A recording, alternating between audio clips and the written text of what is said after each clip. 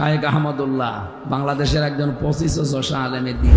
আপনি জানেন তাহিরি ভাই যা করছে এগুলো ঠিক না, তারপরও আপনি অন্ধভাবে ওগুলো মেনে নিচ্ছেন। আপনার বিবেকের ওপরে কি কুকুরে প্রসাব করেছে? কোন ইসলামে আছে ওই রকম নাচানাচি করা লাগবে?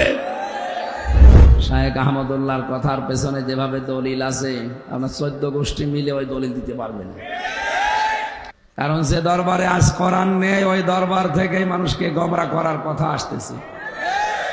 শায়েখ আহমদুল্লাহ বাংলাদেশের একজন 25 আলেমের দিন, সর্বজন শ্রদ্ধাভাজন ব্যক্তিত্ব। সারা বাংলাদেশের দল মত নির্বিশেষে, এমনকি অন্য ধর্মের লোকেরাও তাকে পছন্দ করে। কারণ ইন্নাল্লাযীনা আমানু ওয়া আমিলুস সালিহাত সায়াজআলু লাহুমুর রহমানু ওয়ুদ্দা। ঈমান আনার পরে কেউ যদি সৎ আমল করে, ঈমান আনার পরে কোনো মানুষ যদি ভালো ভালো কাজের আঞ্জাম দেন,